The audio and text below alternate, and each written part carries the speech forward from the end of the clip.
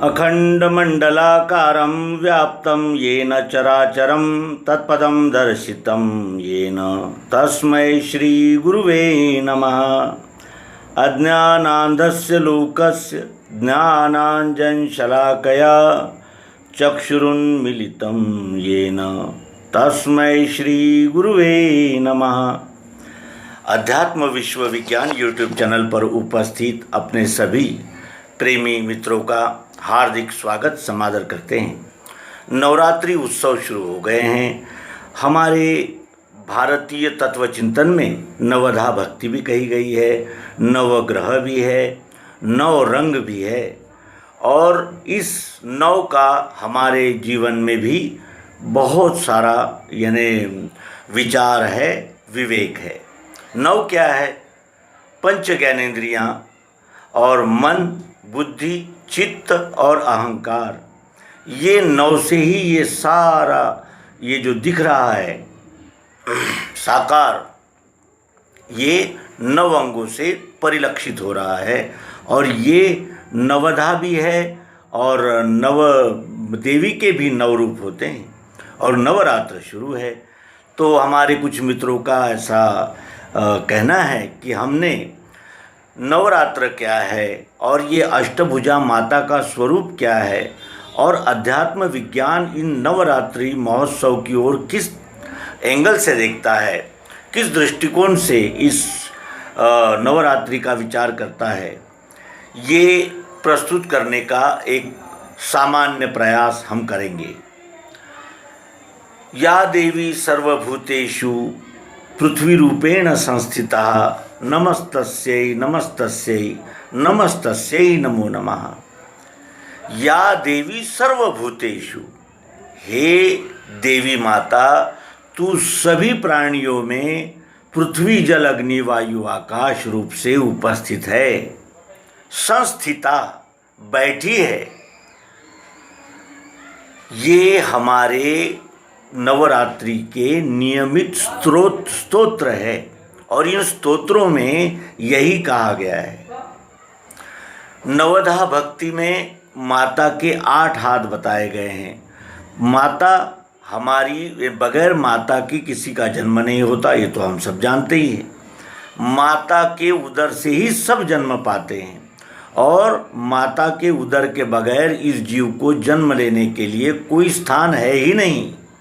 एक ही स्थान है, चाहे वो किसी भी योनि के हो, किसी भी खानी के हो, उन्हें इन नव अंगों से ही जन्म लेना पड़ता है। क्योंकि जो धारणा होती है वही माता का कार्य है, धारणा। पृथ्वी को भी हम माता कहते हैं। क्यों?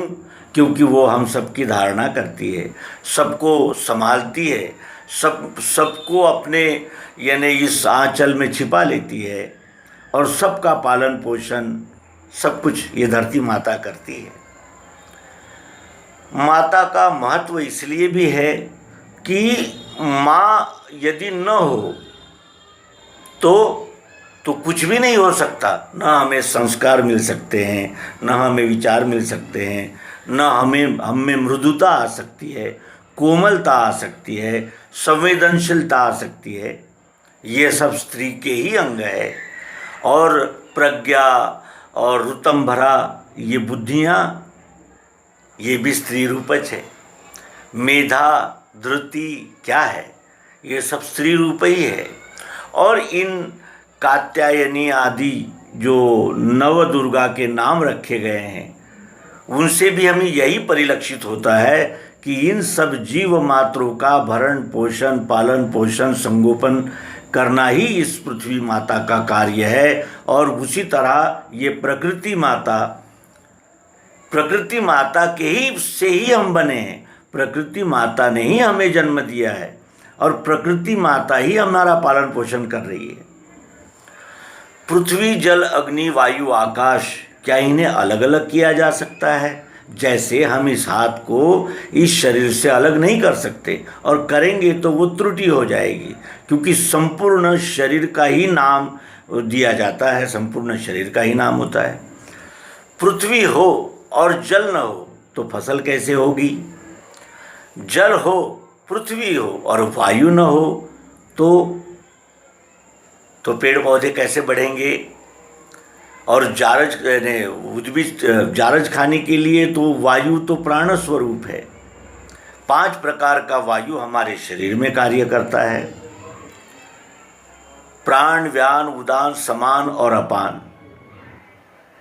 यानी इन 5 का कॉम्बिनेशन है ये ठोस जो दिख रहा है, और 3 जो सत्वगुण, रजोगुण, तमोगुण है, ये 5 महाभूतों में क्रिया शक्ति बनकर कार्य करते हैं, जो हमें ठंडी, गर्मी, बरसात इस रूप में नजर आते हैं।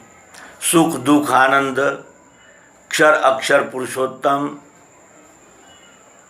वही है। और ये जो नवदुर्गा है, जो हम माता कहते हैं उसे, इसके 8 हाथ है। यानी ये 8 हाथ है जिसके, वो क्या है,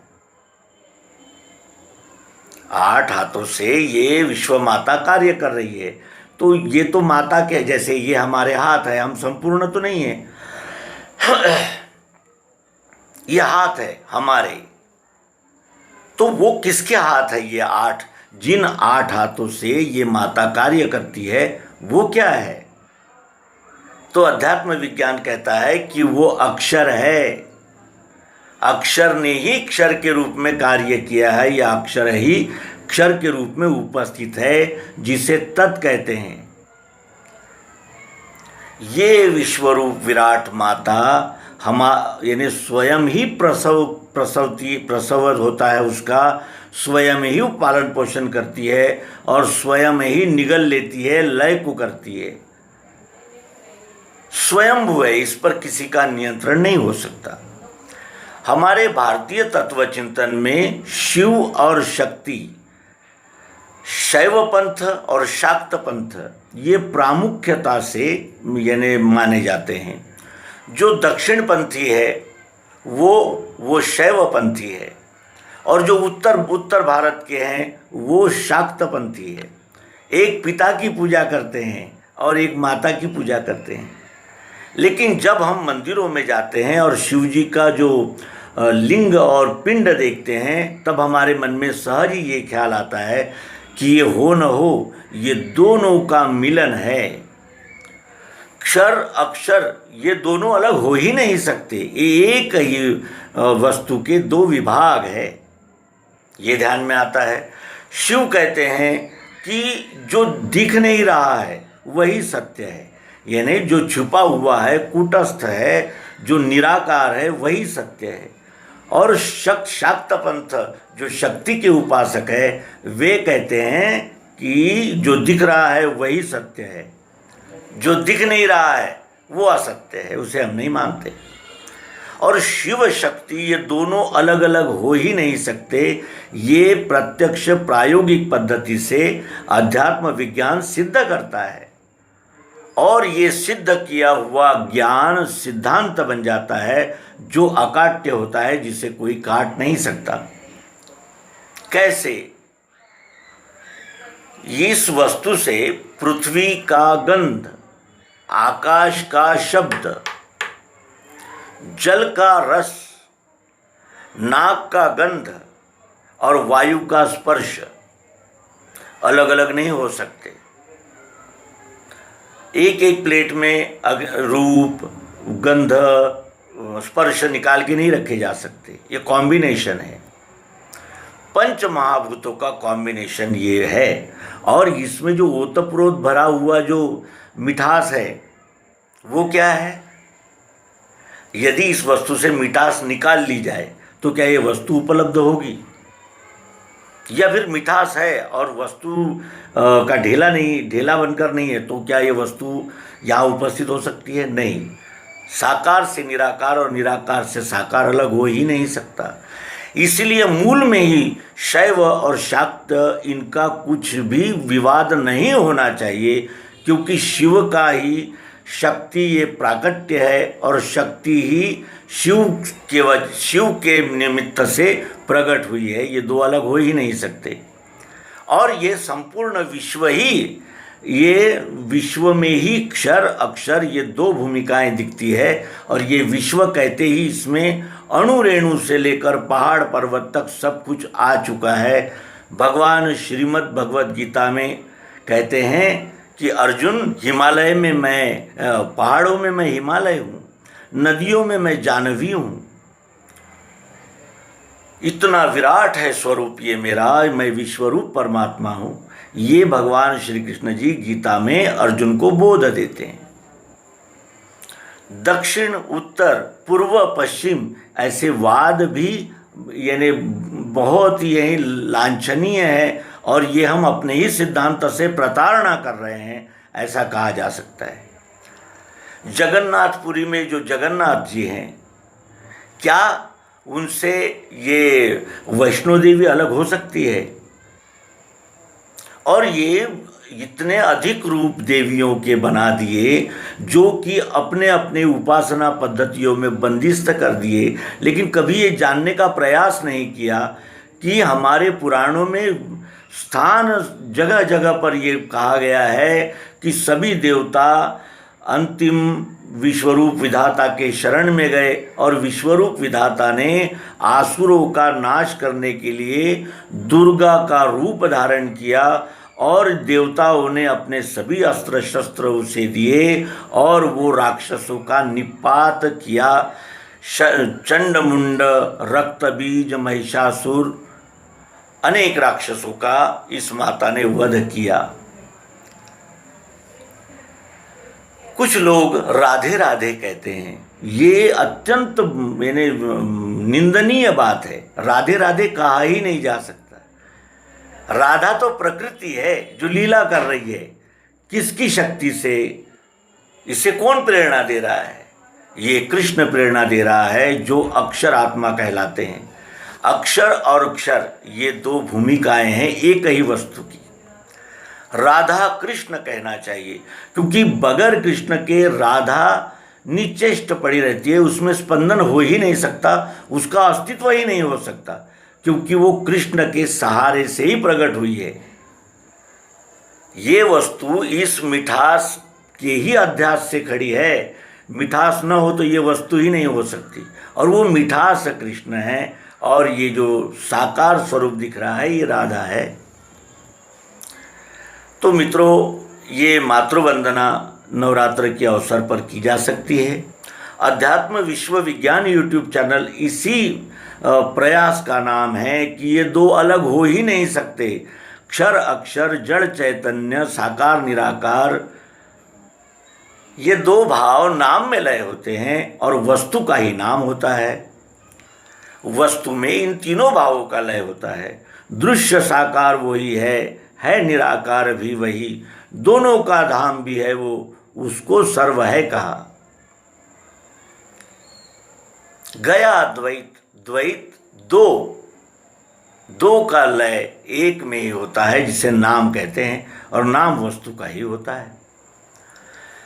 इस प्रकार ये जो बिखरी हुई जो हमारी सभ्यता है, जो अनेक कारणों से बिखरी, क्योंकि जब तक सद्गुरु नहीं आते तब तक ये शैव शाक्त साकार निराकार, ये जड़ चैतन्य, इनकी ग्रंथि नहीं छूट सकती। ये गांठ मनुष्य के मन को स्थिर रूप से पकड़ के ही रखती है, और इसका निराकरण करने के लिए ही अवतार सद्गुरु आते हैं, और वो बोध देकर हमें ये सभी मानिंद्रियों संशय भ्रमों से मुक्त कर देते हैं। तो मित्रों, ये निवेदन, आज नवरात्रि चल रहे हैं, नवधा भक्ति कही गई है। श्री गोस्वामी तुलसीदास जी रामचरितमानस में नवधा भक्ति का अत्यंत सरल उद्घोष करते हैं, सरल वर्णन करते हैं। क्यों? क्योंकि श्रवणम कीर्तनम ये क्या है? ये स्टेप्स है। किसी भी सिद्धांत को हृदयस्थ करने की ये स्टेप्स है, और इन स्टेप से ही वो विश्वरूप परमात्मा जाना जा सकता है। लेकिन सर्वप्रथम हमें तत्वदर्शी के पास जाना होता है, क्योंकि तत्वदर्शन हुए बगैर ये संपूर्ण विश्व का अध्यात्म अंधा है। अंत में ये संपूर्ण विश्व की धार्मिकता का अंत अंधश्रद्धा में होता है कि हम ये मानते हैं। अध्यात्म विज्ञान ही कहता है कि ये मानने का विषय नहीं है, ये जानने का विषय है। और जानने के लिए संपूर्ण साधन संपन्न मानव इस पृथ्वी पर उपस्थित है और उसका कर्तव्य है कि वो जान ले। मानने में और जानने में जमीन आसमान का अंतर होता है, ये हमारे प्रबुद्ध पाठक अच्छी तरह जानते हैं। इसलिए अंत में हम भी इस प्रकृति माता का धन्यवाद प्रेषित करें और इस प्रकृति माता के साथ जो हम कर रहे हैं उसका भी इस अवसर पर स्मरण करें। हमने पृथ्वी जल अग्नि वायु आकाश को प्रदूषित कर दिया और आज वो प्रदूषण हटाने में और पुनः स्वस्थ वातावरण निर्मित करने में कितनी परेशानियां हो रही है। जैसी करनी करेगा वैसा फल देगा भगवान, जो हम आज देख रहे हैं। दिल्ली में ऑड इवन गाड़ियां चलानी पड़ रही है, जंगलों की तूफान तोड़फोड़ हो गई, जंगलों को नष्ट कर दिया गया है। तो कभी बेमौसम बारिश हो जाती है और फसलों को चौपट कर देती है, और कभी बारिश ही नहीं होती तो किसान ज़मीन में बीज नहीं बो पाता। अपनी ही करनी के फल है, अपनी करनी का फल है नेकियां रुसवाइयाँ, आपके पीछे चलेगी आपकी परछाइयाँ। ये कहते हुए इस अंक को विराम देंगे। और ये जो विवरण किया गया है ये इसीलिए किया गया है कि ये एक मानवता, श्रेष्ठ मानवता, हम मनुष्य है। संवेदनशीलता और आत्मीयता, सहजीवन ही इस मानव जीवन का परम ध्येय है और सहजीवन को प्राप्त करने के लिए अध्यात्म विज्ञान यही एक नौका है। ये कहते हुए नर्मदे हर सद्गुरु भगवान की जय।